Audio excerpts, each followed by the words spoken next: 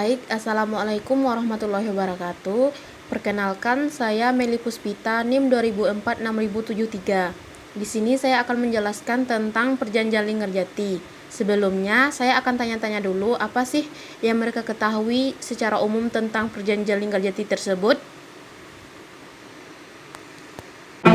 Nisa, apa yang kamu ketahui tentang Perjanjian Linggarjati? Perjanjian Linggarjati itu setahu saya adalah perjanjian antara Belanda dengan Indonesia. Kalau boleh tahu, Perjanjian Linggarjati itu kan antara pihak Belanda dengan Indonesia. Nah, di Indonesia ini siapa wakilnya? Seingat saya wakilnya Sultan Syahrir. Bin, dulu tuh kan banyak perjanjian tuh, ada Linggarjati, Renville, Rome-Royet. Nah, sekarang tuh Meli mau bahas perjanjian Linggarjati. Bintang tahu nggak apa itu perjanjian Linggarjati? Linggarjati itu antara Indonesia sama Belanda yang Indonesia Sultan Syahrir kan? Ah iya. Dibilang juga perjanjian Kuningan itu Ayesa, pada zaman dulu itu kan banyak tuh perjanjian, ada Linggarjati, Renville, sama Rome-Royet. Nah, kamu tahu nggak apa yang kamu ketahui tentang Linggarjati? Perjanjian antara Indonesia dengan Belanda. Nah, ya betul. Nah, kalau untuk Belanda sama Indonesia kan. Nah, di Indonesia ini siapa pihak yang mewakili waktu itu? Sultan Syahrir. Nah, betul. Yuk kita bahas selanjutnya gimana ya, guys ya. Benar ya apa yang mereka jawab tadi. Nah, selanjutnya akan kita bahas apa sih Perjanjian Linggarjati itu. Seperti yang kita ketahui bahwa sebelum Indonesia merdeka banyak peristiwa bersejarah yang terjadi. Salah satunya yaitu Perjanjian Linggarjati. Bangsa Indonesia telah menyatakan kemerdekaannya pada 17 Agustus 1945.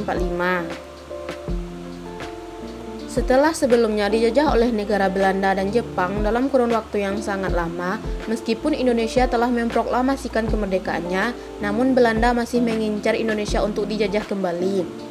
Pada saat Indonesia telah menyatakan merdeka, pasukan Belanda yang tergabung dalam Nica datang kembali ke Indonesia dengan membonceng pasukan sekutu yang telah memenangkan perang melawan Jepang. Akibat kedatangan Belanda, digelarlah rangkaian perundingan untuk membahas status kemerdekaan Republik Indonesia. Pertemuan pertama digelar pada 23 Oktober 1945 di Jakarta oleh perwakilan RI dan Nica, namun sayangnya tidak mencapai kesepakatan. Lalu digelar pertemuan kedua pada 13 Maret 1946 yang berlanjut 16 sampai 17 Maret 1946 dan menghasilkan naskah yang dikenal dengan sebutan Batavia Konsep atau Rumusan Jakarta. Naskah ini merupakan nota kesepahaman untuk menginjak fase perundingan berikutnya.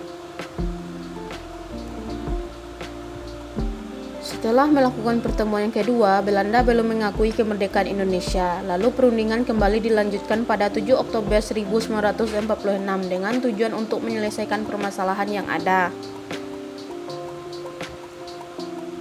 Perjanjian atau pertemuan yang dimaksud adalah Perjanjian Linggarjati. Perjanjian Linggarjati ini disebut juga dengan Perjanjian Kuningan, karena perjanjian ini diadakan di Linggarjati, Kuningan, Jawa Barat.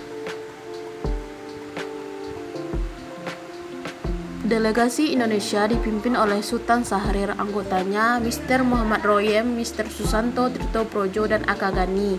Sementara pihak Belanda dipimpin oleh Profesor Schemerhorn dengan beberapa anggota, yakni Van Mock, F. de Boer, dan Van Pol. Sebagai penengah dan pemimpin sidang adalah Lord Killer.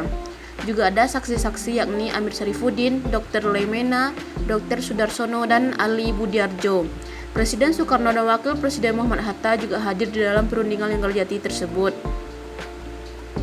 Dalam perundingan itu dihasilkan kesepakatan yang terdiri atas 17 pasal. Isi pokok perundingan Linggarjati antara lain sebagai berikut. 1. Pemerintah Belanda mengakui kekuasaan secara de facto pemerintahan RI atas wilayah Jawa, Madura, dan Sumatera. Daerah-daerah yang diduduki sekutu atau Belanda secara berangsur-angsur akan dikembalikan kepada RI.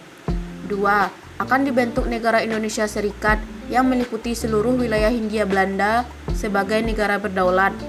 3. Pemerintah Belanda dan RI akan membentuk Uni Indonesia Belanda yang dipimpin oleh Raja Belanda. 4. Pembentukan negara Indonesia Serikat dan Uni Indonesia Belanda diusahakan sudah selesai sebelum 1 Januari 1949. 5. Pemerintah RI mengakui dan akan memulihkan serta melindungi hak milik asing. 6. Pemerintah RI dan Belanda sepakat untuk mengadakan pengurangan jumlah tentara. 7. Bila terjadi perselisihan dalam melaksanakan perundingan ini, akan menyerahkan masalahnya kepada Komisi arbitrase. Naskah persetujuan kemudian diparaf oleh kedua delegasi di Istana Rijswijk, Jakarta, atau sekarang kita kenal dengan Istana Merdeka. Isi perundingan itu harus disahkan dahulu oleh parlemen masing-masing, yaitu Indonesia oleh KNIP. Untuk meratifikasi dan mensyahkan isi perundingan Linggarjati, kedua parlemen masih enggan dan belum puas. Pada bulan Desember 1946, Presiden mengeluarkan peraturan nomor 6 tentang penambahan anggota KNIP. Hal ini dimaksudkan untuk memperbesar suara yang pro perjanjian Linggarjati dalam KNIP. Tanggal 28 Februari 1947, Presiden melantik 232 anggota baru KNIP. Akhirnya, isi perundingan Linggarjati disahkan oleh KNIP pada tanggal 25 Maret 1947, yang lebih dikenal sebagai tanggal persetujuan Linggarjati. Dampak positif adanya perjanjian Linggarjati yaitu beberapa negara telah memberikan pengakuan terhadap kekuasaan Republik Indonesia, misalnya dari Inggris, Amerika Serikat, Mesir, Afghanistan, Myanmar, Saudi Arabia, India, dan Pakistan. Perjanjian Linggarjati itu mengandung prinsip-prinsip pokok yang harus disetujui oleh kedua belah pihak melalui serangkaian perundingan lanjutan. Ketentuan dalam pasal 2 misalnya menentukan bahwa RI dan Belanda akan bekerja sama untuk membentuk negara Indonesia Serikat sebagai pengganti Hindia Belanda. Namun perundingan lanjutan terhambat karena masing-masing pihak menuduh tentaranya melanggar ketentuan gencatan senjata. Dokumen perjanjian itu pun akhirnya tidak membantu untuk memecahkan masalah bagi kedua belah bangsa, bahkan memperburuk keadaan. Belanda kemudian mengadakan gencatan senjata operasi militer di Jawa dan Sumatera pada 21 Juli 1947. Belanda menyebut tindakan itu sebagai tindakan kepolisian.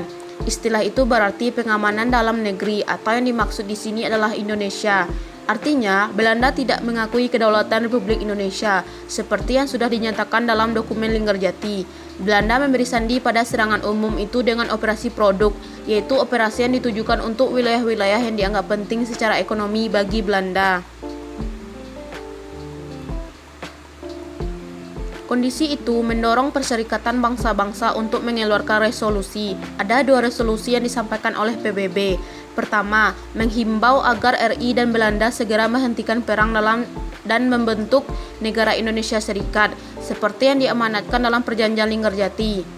Kedua, usulan Amerika agar kedua belah pihak membentuk sebuah tim untuk membantu menyelesaikan masalah itu.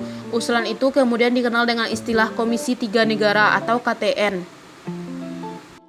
Saat ini, tempat perjanjian Linggarjati tersebut sudah dijadikan museum. Berikut ini penampakannya.